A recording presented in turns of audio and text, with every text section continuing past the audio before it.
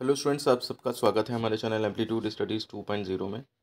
देखिए, जैसा कि आप जानते हैं कि डिप्लोमा यूपीबीटी में जो नया सब सिलेबस चेंज हुआ है, उसमें जो अप्लाइड मैथ्स फर्स्ट का सिलेबस था, जिसको क्या नाम बदल के मैथमेटिक्स फर्स्ट कर दिया गया है, उसका जो लेटेस्ट सिलेबस और लेटेस्ट पैटर्न है, उसके ऊपर हम एक्सरसाइज के सॉल्यूशन के वीडियो बनाया करते हैं।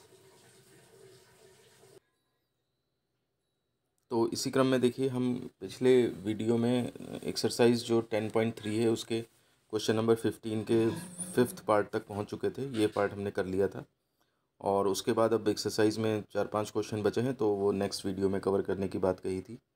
देखिए, आगे बढ़ने से पहले मैं बता दूं आपको कि अगर आपने व्हाट्सएप चैनल ज्वाइन नहीं किया है हमारा, तो 7376292424 पर आप हमें मैसेज कर सकते हैं और अपना नाम, ब्रांच, कॉलेज, सेमेस्टर भेज सकते हैं, ताकि हम आपको आपके व्हाट्सएप ग्रुप में ऐड कर सकें।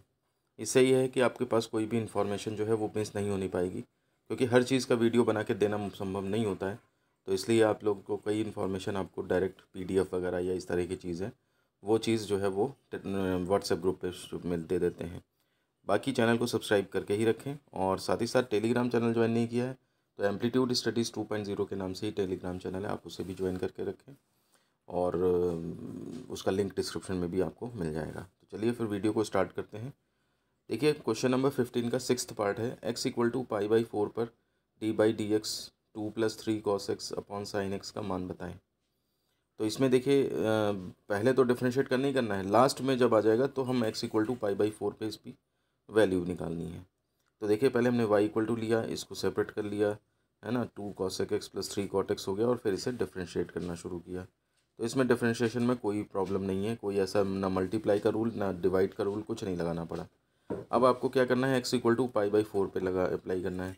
तो देखिए, अब मैंने तरीका आपको बताया ही था कि लेफ्ट साइड में लिखने का तरीका ये है कि dy/dx और एक ब्रैकेट लगा करके नीचे यहाँ साइड में x इक्वल टू पाई/4 रखेंगे।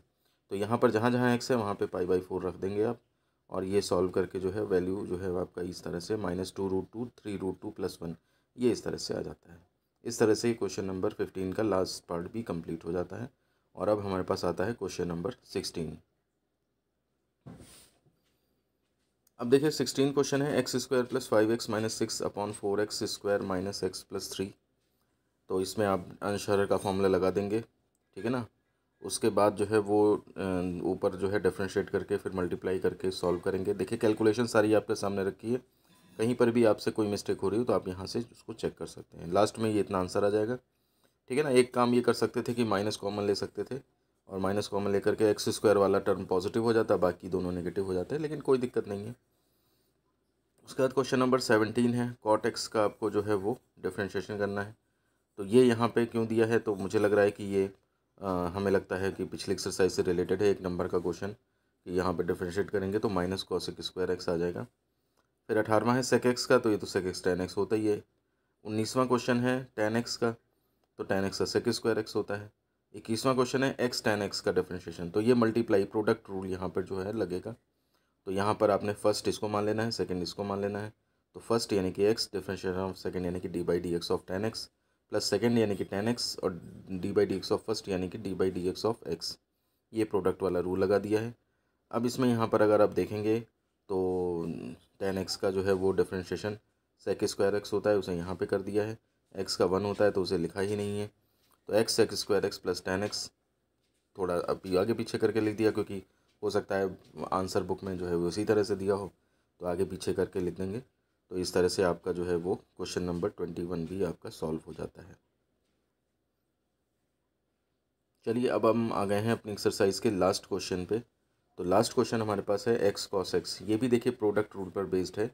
इसको x को फर्स्ट फंक्शन, cos x को सेकंड फंक्शन मान लेंगे। तो ये लास्ट के क्वेश्चन मुझे लगता है कि ये एक एक नंबर के या दो दो नंबर के इस तरह से करके छोटे छोटे दे देते हैं, ताकि आपके बहुविकल्पीय या इस तरह के प्रश्न जो आने हैं, या अति लघु उत्तरीय या लघु उत्तरीय, उनकी प्रैक्टिस होती है। ध्यान दीजिए, टाइम बढ़ा दिया गया है, अब 2.5 घंटे से पेपर बढ़ा करके 3 घंटे कर दिया गया है। और क्वेश्चंस जो हैं, 2 लॉन्ग आंसर टाइप क्वेश्चन हटाए गए हैं, कम करे गए हैं, उसकी बजाय 8 आपके शॉर्ट आंसर टाइप बढ़ा दिए गए हैं, ठीक है ना। तो इसलिए 2 कम हुए तो 8 जो है वो बढ़े हैं, तो इसलिए आपको जो है वो पेपर लेंदी मिलेगा। और कई सारे क्वेश्चन सॉल्व करने पड़ेंगे, छोटे छोटे कई तरह के क्वेश्चंस होंगे। तो इसलिए आप लोग जो हैं वो थोड़ा सा लिखने की हैबिट अभी से डालें ताकि एग्ज़ाम में कोई प्रॉब्लम ना हो। क्योंकि अक्सर मैं देखता हूँ कि स्टूडेंट्स जो हैं वो उनके लिखने की स्पीड बहुत कम हो चुकी है, क्योंकि वो ज़्यादातर नोट्स बनाते ही नहीं हैं।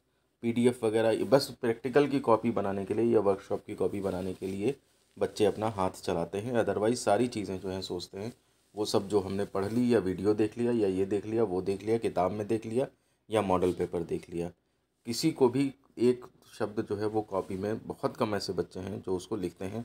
और यही वजह है कि एग्ज़ाम में उनको सब कुछ नया नया लगता है और कुछ भी जो है वो याद नहीं आता है। ये समस्या जो है वो बिल्कुल भयंकर रूप से बढ़ रही है। और ये टेक्नोलॉजी का देखिए नुकसान है एक तरह से। फ़ायदा ये कर रही है टेक्नोलॉजी कि आप अच्छे अच्छे तरीक़ों से समझ पा रहे हैं, अच्छे अच्छे टीचरों से, डिफरेंट डिफरेंट टीचर्स के व्यूज़ जान पा रहे हैं, किसका तरीका अच्छा लगता है आपको पढ़ाने का। ज़रूरी नहीं है आपके स्कूल में जो टीचर हो, मान लिया कहीं स्कूल दूर दराज में टीचर ही नहीं है अवेलेबल है ना, या कोई प्रॉब्लम हो गई टीचर के साथ, कोई उनका एक्सीडेंट हो गया या कुछ हो गया, नहीं अवेलेबल है, क्लास कम ले पाई या जल्दी जल्दी पढ़ा दिया कहीं सिलेबस। तो कई सारी समस्याएं होती हैं कि कभी बीच में कुछ डिस्टर्बेंस आ गया, कभी इलेक्शन हो गया, कभी कुछ हो गया, कुछ हो गया।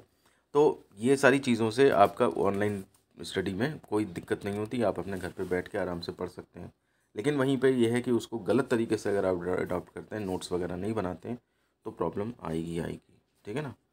तो ये लास्ट क्वेश्चन जो है वो हमारा फिर से वही first differentiation of second plus second differentiation of first, ये हमने अप्लाई कर दिया है। कॉस एक्स का जो है वो डिफरेंशिएशन आपका माइनस साइन एक्स होता है। देखिए जहाँ भी माइनस आए तो वहाँ ब्रैकेट एक ज़रूर लगा लें, क्योंकि ऐसा ना हो अगली लाइन में आपने ब्रैकेट लगाया नहीं और अगली लाइन में आप इसे एक्स माइनस साइन एक्स ही लिखे बैठे हैं। तो ये ब्रैकेट ज़रूर लगाएं ताकि अगली लाइन में आपको पता रहे कि इन दोनों चीज़ों का मल्टीप्लाई होना है, यानी कि माइनस का स्टार्टिंग में आ जाएगा। तो यहाँ पर माइनस एक्स साइन एक्स हो जाएगा, ये कॉस एक्स। अब जो है प्लस वाली चीज़ पहले लिख ली है, कॉस एक्स साइन एक्स बाद में लिख लिया है, तो ये यहाँ पे जो है वो आपका cos x minus x sine x, ये आपका फाइनल आंसर आ जाता है। और इस तरह से आपकी ये एक्सरसाइज 10.3 भी पूरी तरह से कंप्लीट हो जाती है। पिछली एक्सरसाइज और अगली एक्सरसाइज अगर आपको इसको सॉल्यूशन वीडियो एक साथ कहीं पे देखने हैं तो वो पूरी की पूरी प्लेलिस्ट में मैंने डाल रखे हैं, और ये प्लेलिस्ट का लिंक आपको डिस्क्रिप्शन में मिल जाएगा।